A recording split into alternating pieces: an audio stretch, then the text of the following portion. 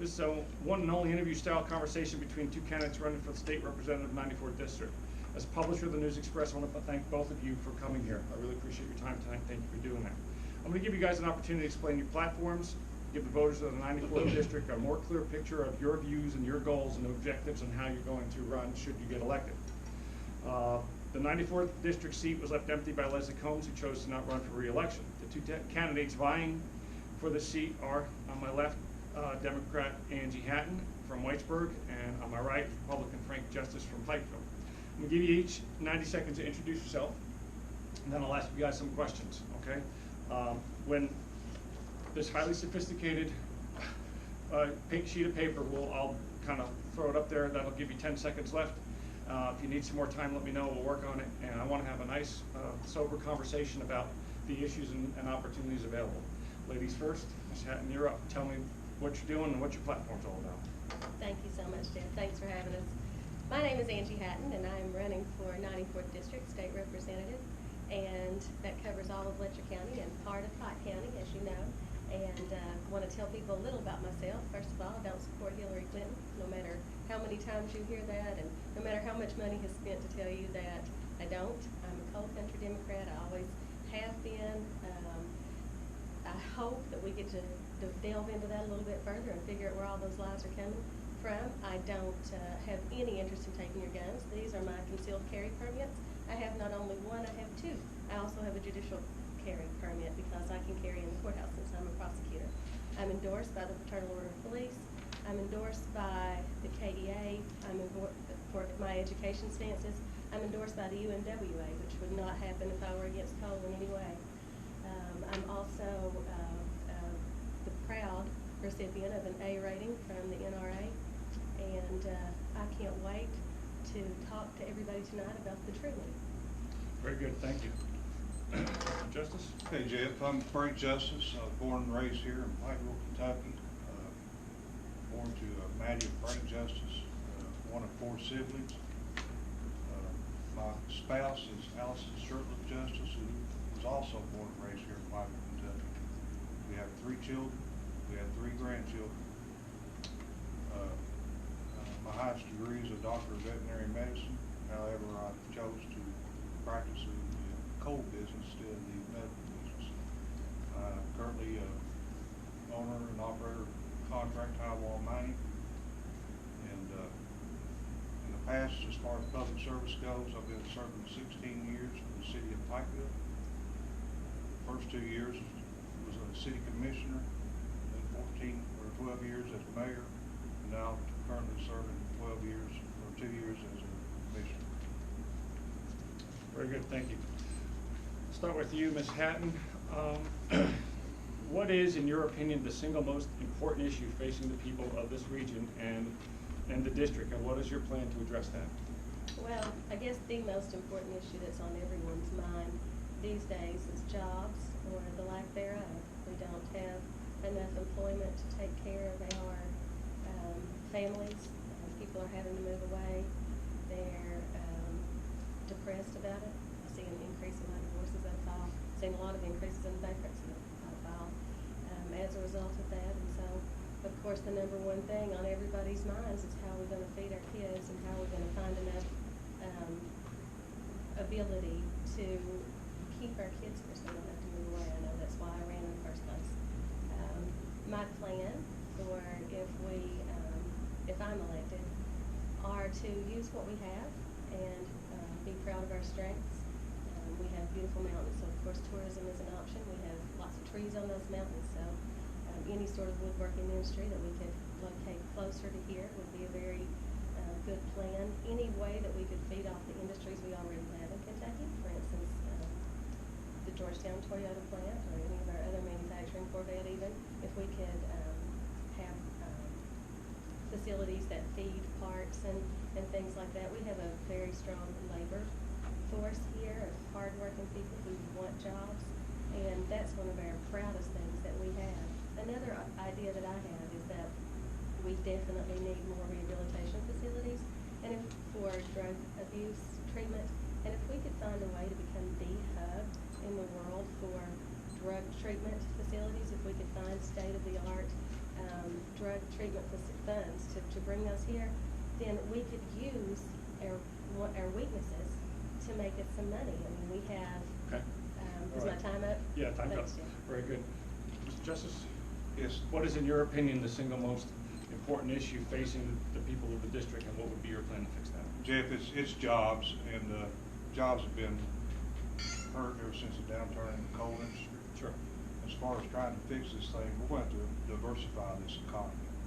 And how we're going to diversify this economy is through tax incentives.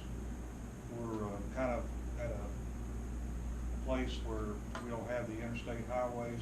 We have to try to lure the machine type shops into here. We're also going to work on our coal jobs and try to do whatever we can to alleviate any regulations and get the foot off their chest to let our coal miners go back to work. But through tax incentives from a federal, state, and local level is what's going to have to happen here. And that'll give them that incentive to come here. We're currently checking our employees. We knew what we'd find. They're going to the machinist type market real readily. A lot of them are driving down now to the aerospace engineering place in Avon. But what we have to do is get those facilities instead of being built there. They got to be built at home where these young men can stay here and young women can work right here in the mountains of Eastern Kentucky where the home is. All right, very good. This one, Mr. Justice, goes to you.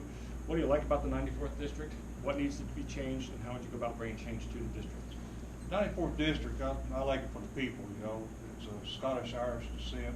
Most of us are just good, hard-working people. But what we need to do to, a lot of things that are obstacles is, you know, people, we need to get to working together on these things. We're going to have to identify the problems. We're going to have to get a comprehensive plan together. We're going to have to get all the local officials in there and help plan this plan. And just prioritize what we need and how we need to get those incentives in here and get them kind of, but just working together, a plan that'll work, and prioritize what we're doing. Thank you. Ms. Hatton? What do you like about the 94th, and what would you change if you could, and how would you go about doing that? The 94th District is my home. There's no place like home. The 94th District is the best place on this earth that I have found. I've been to 28 countries.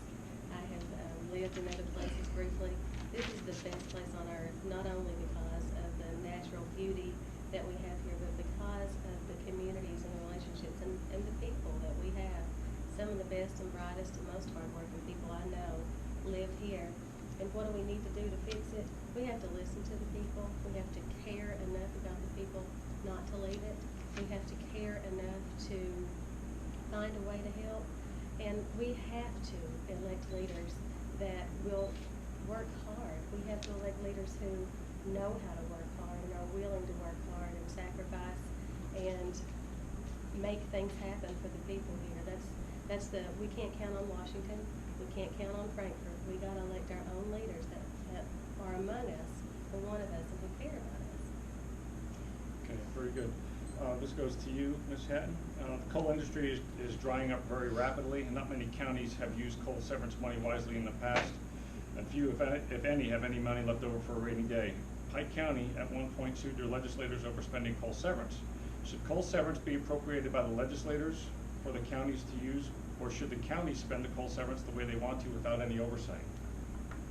I think that if we elect legislators we trust, that's the way that it should go. I mean, we elect our legislators to go down and represent us and be our voice in Frankfurt, and that should be the way to go, rather than dividing it among so many counties. You know, the legislative districts are a little larger and would be more of a global plan rather than county versus county versus county, the way we have it now. I mean, county lines don't mean anything, but they mean so much right now.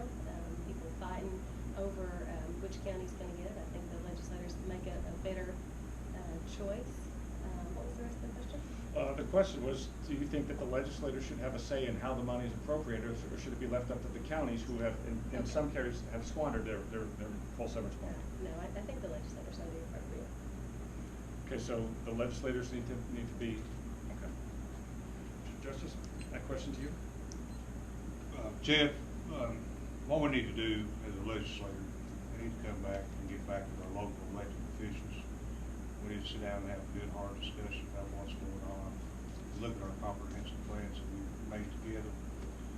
We need to prioritize those plans. And we just need to work together on a local basis, the legislators. And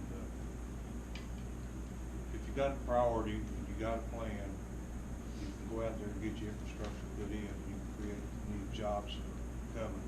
But I think it needs to be just a good combination of the two working together and having a plan and prioritizing what you need in that plan. And we'll go forward. Thank you.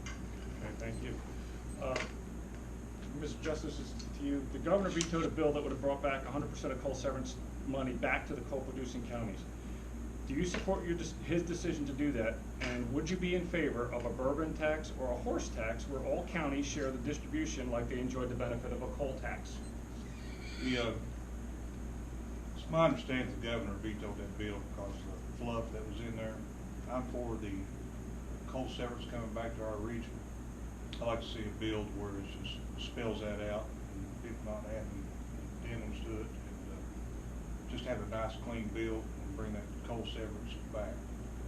As far as A bourbon tax or a horse tax?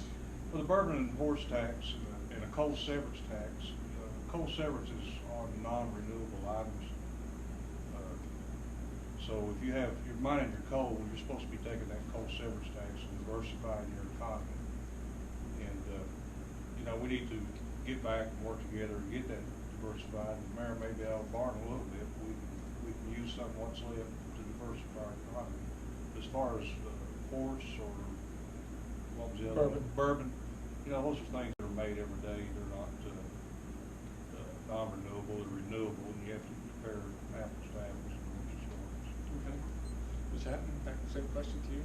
Well, I'm not surprised that my opponent doesn't want to tax horses since he owns a horse farm and breeds race horses and sells them for hundreds of thousands of dollars. I imagine that tax would cost him some money, but I think it's a great idea. I mean, if we're going to tax Eastern Kentucky for what we do and what makes us money and how we make our living, why shouldn't we make the bourbon producers or the horse breeders pay a tax as well?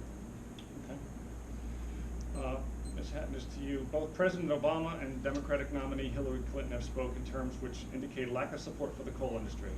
President Obama stated that he would bankrupt coal-fired power plants, and Hillary Clinton said that she's going to put a whole lot of miners out of work. You both have stated you will protect coal jobs. Donald Trump has pledged to bring back coal, but the industry faces massive obstacles to rebounding, including market forces, physical challenges in getting coal. Can any presidential candidate actually bring back coal?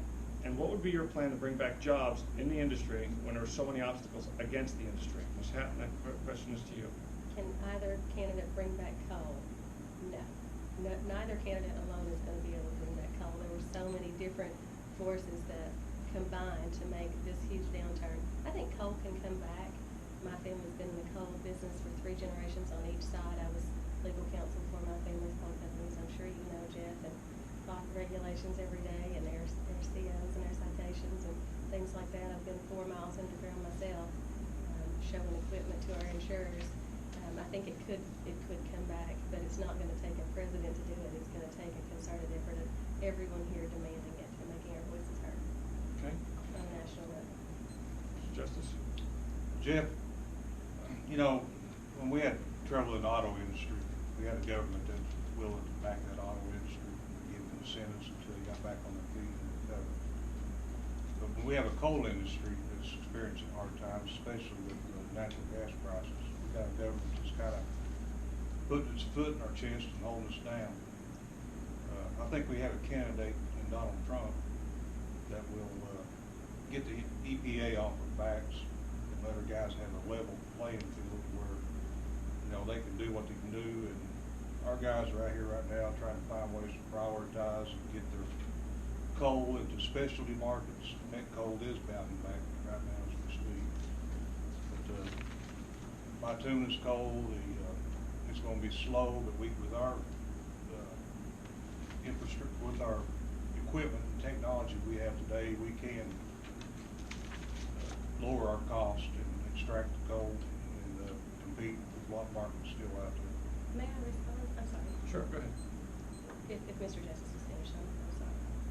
Are you finished? Yes. Okay. May I Sure. respond briefly? Sure. I don't think either candidate has the capability to suddenly say, let there be coal, and we have coal again. That's something only the Lord above could do. I think that Mr. Trump has said he will help coal, and that's the reason I'll be voting for him. At least he says he'll help. But what's going to change things is if our congressmen go to war for us. They're supposed to be our soldiers in the war on coal. If there's a war on coal, our soldiers are our congressmen, because Congress makes laws, not presidents. All they can do is state a policy. And we've had congressmen that have not gone to war for us. Okay, thanks.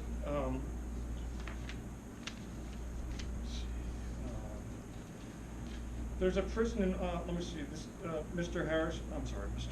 Justice, I'm gonna go with you. East Kentucky was recently certified as aero ready, meaning the region is prepared to host aerospace and aviation manufacturing industries. How would you work to attract the aerospace and aviation industries for the district? And what do you think the roadblocks are of having industries like that locate here? Jeff, I'm going to tackle the roadblock part of it first. The roadblock, what is perceived, is our infrastructure, our roads. A company is more apt to build out on Interstate 75 around Winchester. So, but what we're doing and how we're going to attract this business is back to what I've been working with One East Kentucky. It's we actually had Terry Carmack here today, Senator Mitch McConnell's chief of staff. We've already been in Hal Rogers' office along with Blake Brinkley, the chief of staff of the governor, presenting this package. And what it is a complete tax incentive for people to come here and build. And they'll get back, they'll file their taxes, we'll get back a rebate until that building is paid off. But we have to overcome the obstacle of that infrastructure of roads by having incentives to lure them into this region. Thank you. Well, I mean, the Mountain Parkway expansion would certainly be a big help in allowing businesses to locate here and allow us to get their products shipped back out once they're manufactured. And then the broadband expansion that we've been working on is certainly going to be a boom. Everything we can do to make this area more attractive. We need more lodging. We need more housing, especially over in Winter County. There's going to be a housing shortage if we have more industry come in. And the way we attract them is a package of tax incentives as well as economic development plans that are cohesive and that are not fought by different factions and fought by different counties. We need to have more than one county working together. Some of these industrial boards that have more than one county working together should be the best method for working together to draw into this region, not just to one particular area, say downtown Pikeville. We need to have rural areas considered as well and give them the tools they need. Great, thank you. Ms. Hatton, this goes to you. Representative Harris, who was instrumental in allocating funds to the region, has stated that he is not in favor of giving funds to the city of Pikeville. However, in eastern Kentucky, the city of Pikeville is emerging as a retail, medical, education, and manufacturing hub. If elected, would you continue to support the efforts in Pikeville? And if Representative Harris is re-elected, how would you handle his objections to the city of Pikeville? And then how would you explain to the people in the district, but outside of the city of Pikeville, that you support and allocate funds to the city?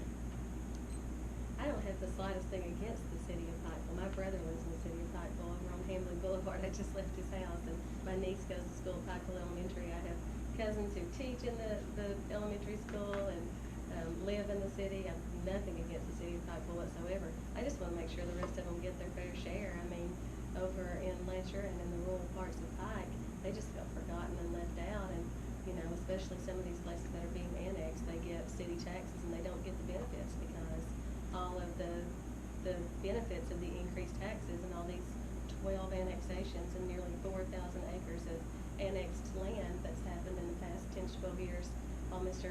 Justice has been on the city commission and or mayor, have increased the taxes out there. People are angry, and I don't blame them for being angry. And if I do something for downtown, I'm not going to have to, I mean, that's not something I'm gonna be ashamed of, because that's my district too. I'll help everybody in my district. I just wanna make sure it gets spread around evenly. Okay. Mr. Justice? Jeff, what's good for one part of our area is good for all of the area. And, you know, as far as working with people, it's just getting right back down there and working with all the officials, and having dialogue with the officials, having a plan, and plan that plan and go after it. But you have to prioritize what you're doing, and if you have something that's outside the city of Pikeville or outside the Pike County and it's Letcher County, we need that growth. We need that growth to expand everything. It's just these cities aren't going to stand on their own without everything around it growing. And we just have to make sure that we have a good plan and we're growing everybody, just not the city of Pikeville, just not Whitesburg, just not Jenkins, but it has to be a unified front and not, the way things are going right now, Pikeville won't stand on its own. I mean, it's just, there's too much out there, too much obstacles. So we have to grow the economy as a whole region, just not in the 94th, but, we need it all the way down to the Appalachian coal-producing states. That's it. Thank you. Very good, thank you. Mr. Justice, this goes to you. There's a prison in Martin County that has created jobs, but has been a drain on the county's infrastructure. The water system can't handle the residents, let alone the prison. A jail is proposed in Letcher County where some residents are opposed. If elected, how will you assure the residents that the infrastructure like water and sewer, etc., will not be compromised? And are you in favor of the prison being built in Letcher County? It might be a prison. I mean, what you hear people talk about, Toyota. When we get Toyota to come here, where are we ready for Toyota to come to at this very minute? We have to get back to taking that coal severance, CDBG, RD, whatever that we have available, and get these facilities up, the infrastructure that was needed when we do bring somebody in from top of the cities. As far as the prison goes, am I for the prison? I'm for whatever brings jobs right now to Eastern Kentucky. But we've got to get caught back up with our coal severance and things that are used, the grants that are out there to get our infrastructure back up to par and be ready to go once we do get the incentives to them and bring these companies in. Thank you. Very good. Ms. Hatton? Should repeat that question, Jim. Yeah, the question is that there's a prison in Martin County that's created jobs but has been a drain on the county's infrastructure. The water system in Martin County can't handle the residents, let alone the prison. There's a jail proposed in Letcher County where some residents are opposed. If elected, how will you assure the residents that the infrastructure like water, sewer, etc. Will not be compromised, and are you in favor of the prison? Thanks, Jim. I was on the planning commission that initially started studying and attempting to work with Al Rogers' office to bring a prison to Letcher County, and we had no idea at that time exactly what it took, and it is enormous. And as we've gotten into it, we've discovered that there are people who don't have drinking water in parts of Letcher County, especially out in the ELM Partridge area, who are very upset at the fact that they're not going to get drinking water, but that we're sending it to this prison. There are lots of people who've been studying ways that it damages cities to have a prison there, that it changes the population, increases domestic violence, that a lot of the jobs aren't local. I've been listening to all these concerns, and a lot of them are very legitimate concerns. And at the same time, though, we're not being offered $444 million to build anything else. And that's what we're being offered money for. We believe at this time is for a prison. What I would ideally love to see, and that we have to study whether the BOP, the Bureau of Prisons, can do this or not, but if we could make it the type of correctional facility that offers treatment, if we could make it the type of correctional facility that offers actually rehabilitation, if it could be a halfway house, if it could be a state-of-the-art facility that provides security, of course. I mean, they are criminals. I put people in jail every day of my life. I mean, I've come to terms with that. That's something I have to do for a living. It's not the ideal way, but if we could make some sort of, get that money and use it for a way that treats the individuals before we return them out to the community, I think that would be good. All right, that'd be good. Thank you. Next question goes to Ms. Hatton. The race has seen some nasty tactics. There's been some negative ads, signs being removed by candidates, party members, distortion of truth, and so on. Why is it necessary for candidates and PACs to throw so much negativity into a race like this, as opposed to talking about the issues that people are facing, and how would you address them? And do you approve of these tactics? Jeff, this is my first time running, as you know, and I have had a rude awakening. I have had the most horrible things said about me, and I hope people's children aren't listening right now, because mine are. Mine are listening to the radio, and every time they turn it on, they hear that their mother is in favor of abortion and selling baby parts on the open market.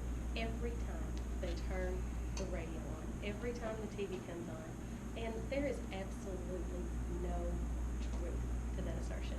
Not only am I pro-life, but I have two beautiful children that I love, and I have never taken 1 cent from the National Party. That is an outright lie.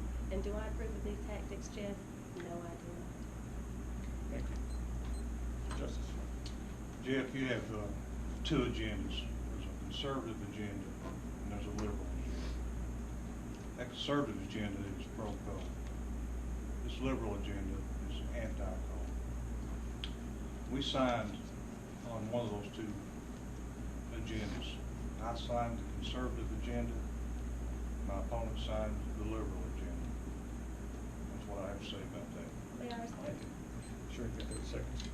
What Mr. Justice is referring to is the paper that we signed when we filed to run for office, says I will uphold the principles of the Democratic Party. It does not say anywhere in there that I will uphold every single piece of the Democratic national platform. It has never been interpreted that way. There is no mechanism for enforcing it in that way or removing a candidate that does not. There are very few Democrats in Kentucky, especially Eastern Kentucky, who are pro-choice, and there are none of them that are against coal. That is a ridiculous interpretation and a very old truth that's being resurfaced. Okay, thank you. Mr. Justice, this will go to you.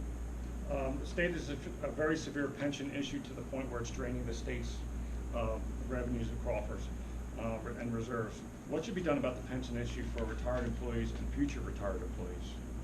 First of all, Jeff, that pension system, we have to honor our promise to those retirees. We have to keep it built up and honor that promise. That's one of the top reasons, besides working on a local issue that I've got, it's really hurting the state's ability to bond and work as an entity, and we're losing to other states around us. But you have to have a good conservative fiscal policy.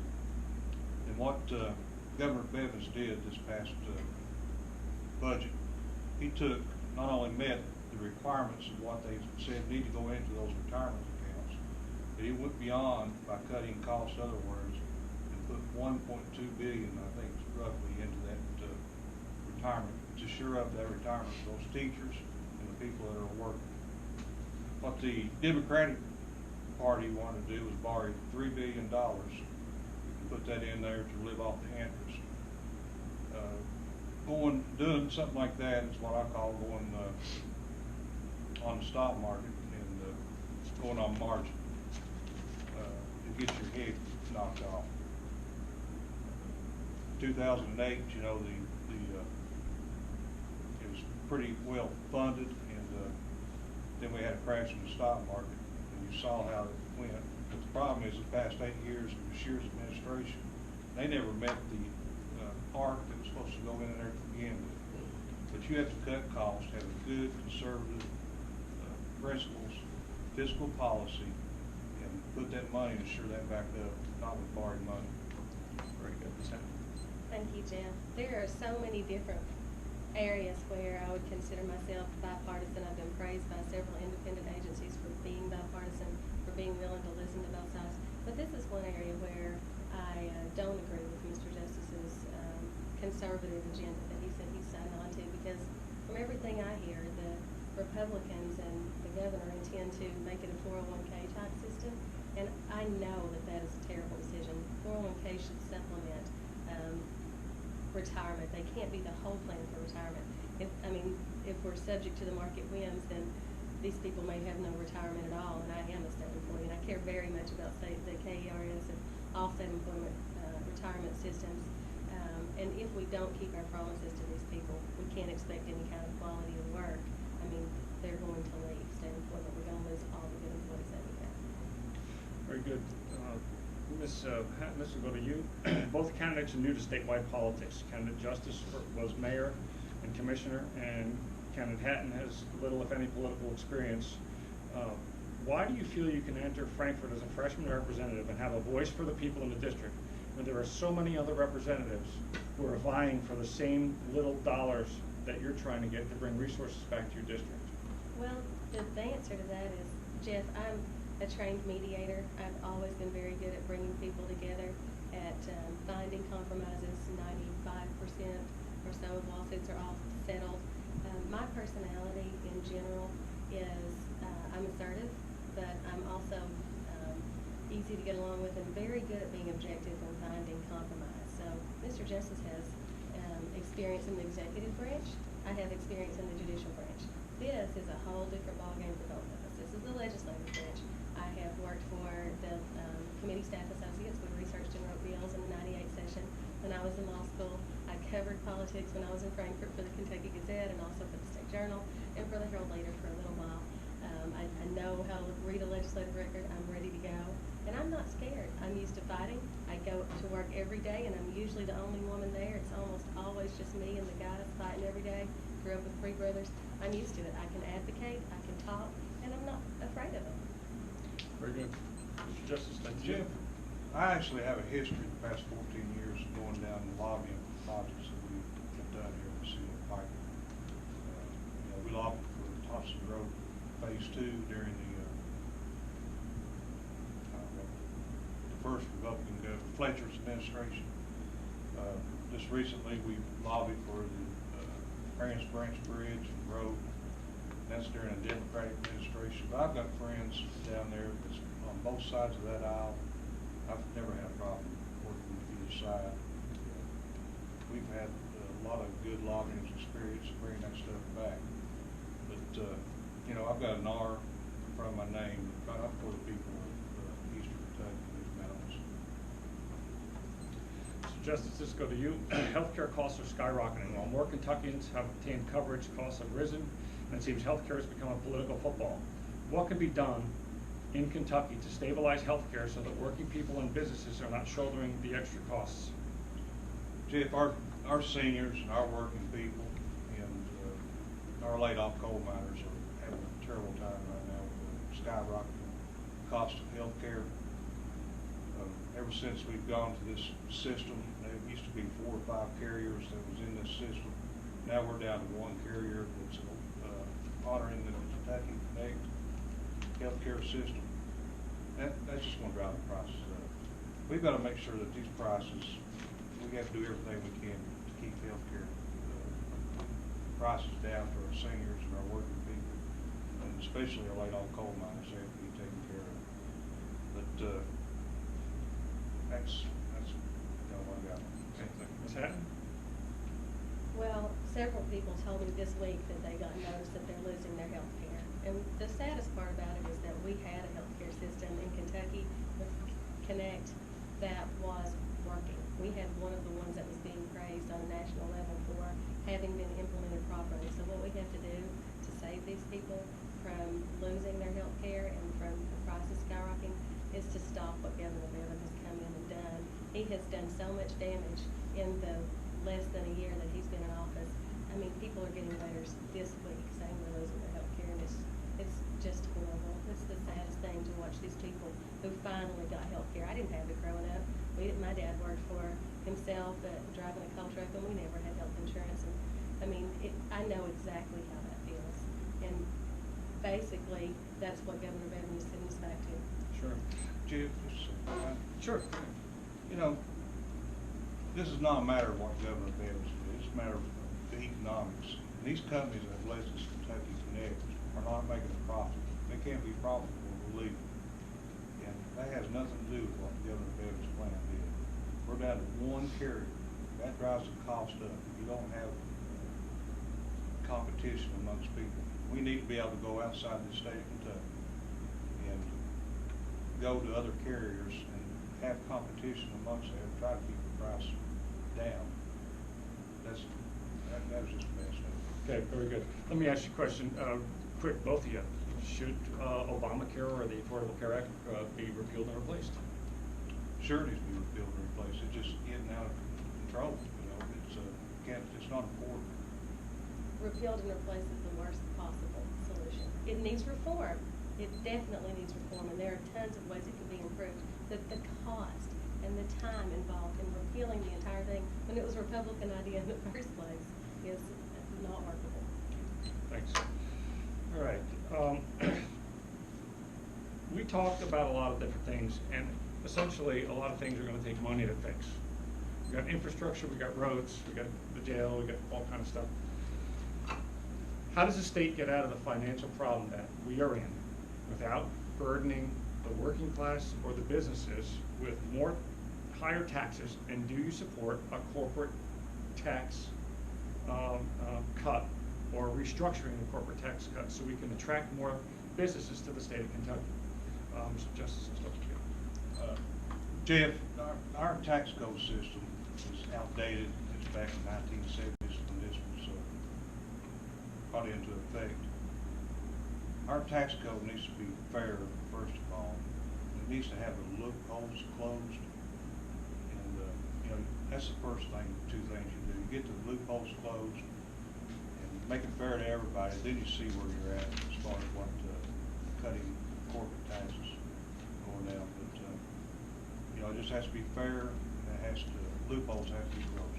Thank you. Well, is there a way that we can get ourselves out of the financial hole without burdening the corporations or the taxpayers by increasing taxes? We're going to have to get those loopholes closed.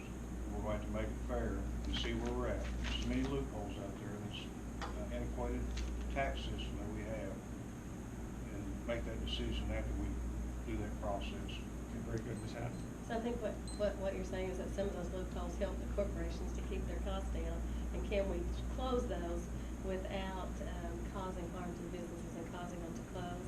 And I think we have to do something about our tax system that is not representative of anything modern. It probably can't be done in this short session that's coming up, but we've got to start it right away so that by the long session and the following year in 2018, when we set the budget, that we also have to do some comprehensive tax reform. Very good, thank you. It was recently reported in the News-Express that Canada Justice obtained funding for a flood wall that is outside the city limits.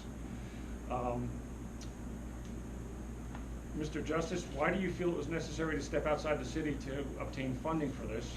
And are there other projects that could have benefited inside the city limits? And then I'll have a follow-up question for you, Ms. Sam. Jeff, that came about, when I'm out here campaigning, people are telling me what their issues are and what they need to see. One example is on 160 over in Kings Creek. A truck was complaining about having his truck rubbed by the trees. I just simply went down to District 12, asked Mary if she would attend to that, and she cut all the trees from Gordon to Rock Sand. And this flood wall came back just campaigning and talking to an individual with the school board. He told me what was going on, and I knew that was a good project over there. I've seen that Johns Creek Elementary School flood so many times. The safety of our kids from a flash flood, I had no problem going down and trying to secure that funding. Whatever we can do to help these children, it helps us all. And it was a safety issue. And hopefully that'll solve the problem over there. Very good. Candidate Hatton, do you support his efforts on stepping outside his area for projects like this? Well, I think if he was elected to work for the city of Pikeville, that's probably what they expected him to do, and they probably expected their magistrates in that area to take care of the flood wall. I would never want children jeopardized or unsafe. There probably was a better mechanism to make that happen. And it's probably hard to keep track of what city limits are. They change so often around here. Okay, very good. Angie, our region has lost thousands of jobs from a whole bunch of different various reasons, and crime, as you know, you said you put a lot of people in jail, are on the rise, and you know how it affects families. Crime is on the rise. What do you propose about the crime issue that the residents of the district are facing, and how would you go about fixing the crime issue in the area? Well, Jeff, in my experience, and I've been practicing for 18 years, and the majority of that now has been as a prosecutor, the basis for nearly all of our crime is drugs. I mean, nearly every robbery in some way involves drugs. Of course, the DUIs and things like that, they're all the direct result of our rampant substance abuse. Substance abuse goes up when the poverty rate goes up. People are laid off and they're desperate and they're depressed and they self-medicate and they try to ease the suffering that they're feeling by using these substances. It also makes the domestic violence rate skyrocket when we have the drug abuse. And the only thing we're going to be able to do, and listen, this comes from someone who puts them in jail every day. I do, that's what I do for a living. It doesn't work. They come back out and reoffend. So the only thing that we need to do for our crime rate, and I mean, this also comes from someone who has had loved ones in my immediate family. My baby brother, we nearly lost him to substance abuse. He's great now. He's been 5 years clean. But that's because he found a very good facility. And not everyone can afford those good facilities. So in my opinion, the single most important thing we can do to stop the crime rate from rising is to get good rehabilitation facilities and counseling, and also find these people some jobs. Mr. Justice? Crime rate has risen, and it's got to do with drugs and poverty. Drugs are costing the reason why they're in poverty. We have to get these people help, try to get them rehabilitated. And we need to give them hope, Jeff, and we have to, hope through jobs that they can better themselves. You can get them cleaned up, and if they get back into the normal routine and they have no hope, they're just going to go back into the drugs scene. But so we need to get the jobs. Work together and get the jobs done. Okay, very good. Goes back to this next question is, since drugs are so rampant and have destroyed the families that are in not only our district but the entire region, is there any legislation that is on the books or any legislation that you would propose to curtail the use of illegal drugs, be it locally for the offender or the prescriber or the company or the manufacturer? Mr. Justice. Jeff, it's the social issues that are going on right now, and as far as reread that question, please. Is there any legislation on the books, or is there any legislation that you would propose that would help curtail the use of illegal drugs? I don't think there's any legislation that's going to help. This is a problem that we have to do by treatment and incarceration, unfortunately. But right here in our jail system, we have a West Care that's working with our individuals that are in that facility. And that facility has 90-some% of the female population that goes through that is able to get off drugs and come back into productive life. The male part of it, I was told today, was 85%. We need to see those kind of facilities go up across our area. But, I just don't think legislation is going to stop this thing. Okay. I disagree. I think there are so many different ways that as a legislator I can find a way to help these people like my brother who are suffering. We can find ways to fund the treatment. We can find ways to budget money for more facilities. We can find ways to punish the people who are actually profiting from this horrible scourge that's killing people and causing our neighborhoods to be unsafe, because the only ones who are making money are, unfortunately, the doctors and the pharmacists, and they're getting rich and they're buying another Maserati and another vacation home off the backs of these people who are dying and whose families are being destroyed and whose children are being taken from them. So, I mean, if we can find a way to punish those who are profiting from it, to change the laws, and also some transparency issues. I mean, I place children every week on Tuesdays who have been neglected or abused due to drug abuse. Almost always involves drug abuse. And I'm placing children with people that pass a background check, and then I find out, that they have recently overdosed. The medical facilities and the legal facilities can't talk to each other. I've talked to doctors who say, I know that guy out there has been in a lot of trouble, but I can't refuse him treatment, and I'm going to end up sending him home with pills, and knowing, you know, that he was just arrested last week. And there's no ability to either gain access to the medical records, and I understand HIPAA, and I absolutely understand that. We have CASPER systems, though, and other ways to expand CASPER so that medical facilities and law enforcement can work together better. Very good. Angie, this will go to you. Education took a big hit in the last year with less funding. Was this a good decision, and what should be done to better prepare students for higher education and become more career ready?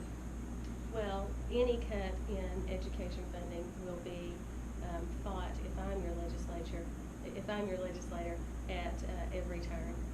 If we want our kids to have a bright future, we have to give their teachers the tools to make that happen. Charter schools will never be the answer. That's a unaccountable, huge waste of money. It's something I definitely disagree with the Republican Party on. And also, we have to make sure that our teachers' retirement systems are funded completely, that we close that gap. Because teachers aren't eligible for Social Security, that is their whole retirement. It's a promise we made to them, and something that we absolutely must live up to. Mr. Justice. Jeff, K through 12 has not been touched one bit. In fact, the Republican budget is going to have more seat money per year than $50 a rate. So the first year had been $50, second year had been another $100, and the third year had been $150. What has been touched is higher education. You know, we need to make sure that higher education, that money goes towards educating those students. We're getting a lot of perks and stuff that are in their education. People can't afford it, and higher education is not for everybody, you know. We need to have some trade schools out there where people can learn plumbing and electricity and that type of stuff. But I've never been on the record saying that any seat money, it needs to stay in the district where it came from. They want to do charter schools, fine, but they're not going to take our children's seat money. And I'm on the record. I have signed it. Thank you. Very good. Mr. Justice, let's go to you. Water, sewer, trash pickup, high-speed internet are things that all candidates say are important to bring jobs to the district. Many people in Letcher County are facing water issues, let alone internet access. What's your plan to bring resources back from Frankfort to ensure that the residents get water, sewer, trash pickup, and access to internet? Jeff, you have to get right back to that comprehensive plan. You have to plan your plan and get everybody involved in the local and state level. And what cost efforts you come back, you know, you got to prioritize what that is. As far as the high-speed internet goes, we've been held back so long for roads, and we don't need to let the high-speed internet hold us back now. You know, they're doing the fiber middle mile right now. Here in this area, we're one of the first to work on the end mile, and there's been a lot of workers or cable companies that are trying to get that end mile out, but we have to get that out there too then. But you know, you just have to prioritize and make sure that every single dollar that you get goes to something that's worthwhile to create jobs. You know, just work together and prioritize and plan your plan. Thank you. Very good, Ms. Hatton. My plan for getting attention back to this area and getting the money back to this area that we need is that I will be the squeaky wheel. I will be the one who refuses to take no for an answer. I will be the one who takes care of my people as if they were my own children. I will go to every corner. I will keep going until all resources are exhausted. I won't stop until my people get the help they need. That's my role. That's what I'm being sent to Frankfort for if they elect me. That's what I'm being paid for. And that's what they should send me home for if I don't do. I should be the squeaky wheel that insists on help for my people. The people out in the rural areas who don't even have healthy drinking water and don't have access to sewers, including where I live. Very good. Next one goes to you. Explain to me your 100-day plan. Okay. The first 100 days, the very first thing that I would I would look at doing is finding ways to curb the drug addiction problem in Eastern Kentucky. I am talking to a bunch of different facilities and talking to them about what they need and how they could better be served. And a lot of what they say is that we need mental health treatment, so I'd be looking at ways to fund scholarships and things like that to get people back into Eastern Kentucky who have the ability to treat each other, and I think that would cause the overall morale to improve. And also anything and everything that I can do, and I don't have all the answers to how to bring jobs back to Eastern Kentucky, Jeff. I've never claimed to have all the answers. What I'm good at is listening and then fighting for the very best ideas I can hear. Very good, Mr. Justice. What's your 100-day plan? Jeff, I don't really know if you can come up with a 100-day plan until, you know, you get back. You know, when I'm out there, when I'm working and campaigning, I'm hearing people about the clean drinking water. You know, I've got this idea of tax incentives. You know, they talk about ambulance and they talk about fire, but until I get elected and came back and get with these local officials and see what their needs are, and get an understanding of what they need, and we can combine their ideas. It's not what I want, it's about what they all want, what they need. And, you know, after you meet with all those people, then you can come up with a plan. Very good. A couple more questions. Cubs or Indians? Cubs or Indians in the World Series tonight? Cubs. I gotta go with the underdog. The Cubbies? Yes, sir. Well, we agree. Okay, that's another thing we agree on. Okay, great. Last question for you.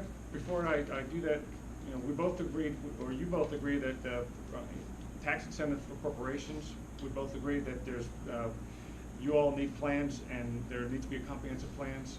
What's good for all is good for the area. Tax systems need to be visited. Drugs and crime are a big thing. Both things say that we need to hope and help. Both agree that we agree that we need jobs. Both of you guys agree that there's plenty of jobs that are needed for the area. And I just kind of recap that information because those are the kind of the same notes that I've been taking. And you both agree that the Cubs need to win tonight. Last question. In the fall, we're electing a new president.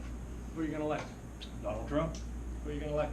I'm choosing the lesser of two evils. I can't vote for Hillary Clinton because she has insulted our way of life.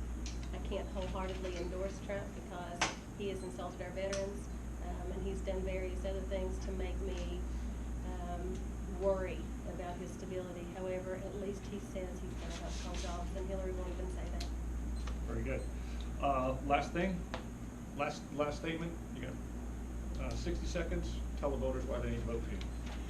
My name is Angie Hatton. I am not Hillary Clinton. I'm tired of being called Hillary Clinton. I'm tired of being called Hillary Hatton everywhere I go. I have a concealed carry. I have an A rating with the NRA. I have 3 generations of coal on both sides of my family. 2/3 of this district is registered Democrat. Does that mean that we are all against coal and for abortion? No, it does not. I am pro-life. I'm tired of lies about me. I hope that you guys will listen to this.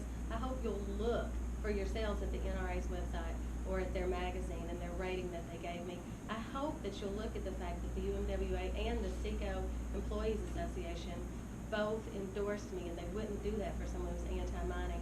And if you could just do the slightest bit of research instead of believing the things that you're getting in the mail and the $500,000 that's being spent to spread these lies on me, I think you'll end up with a much better representative who actually knows how to talk and who actually cares enough about you people, every one of you, to go to Frankfurt and help you. Thank you. Mr. Justice. Our primary focus here in Eastern Kentucky is jobs. You know, we lost all our coal jobs. We've got to get those coal jobs, grow something back. We used our coal severance money for other things. Coal severance money was to diversify this economy. So we have to go back and what coal severance monies that we possibly can get, we have to use them for infrastructure projects. But we've got to go and get tax incentives to draw these people in. We need to finish our road projects, Mountain Parkway. We need to finish 119 from Whitesburg to Jenkins. Take that on down to 15 where we go over and set up on 80. But I'm a candidate that's used to to diversifying and building jobs. We diversified this economy here. We've been growing during a downturn in the market. I've used the people and their talents here. I know how to get people married together that can complement each other. And I'm a deal maker. And to get deals done, you have to diversify, and we can get this thing done and get our people back to work by diversification and working with hopefully Donald Trump and getting the CPA off our back. Thank you. Thank you so much. I appreciate both of you guys coming tonight. Thank you. Thank you so much, Angie. I thank you for your time. Good luck to you. Thank you, Mr. Frankie, good luck to you. Thank you, sir. Appreciate I'll you talk guys. to her first if you want to talk.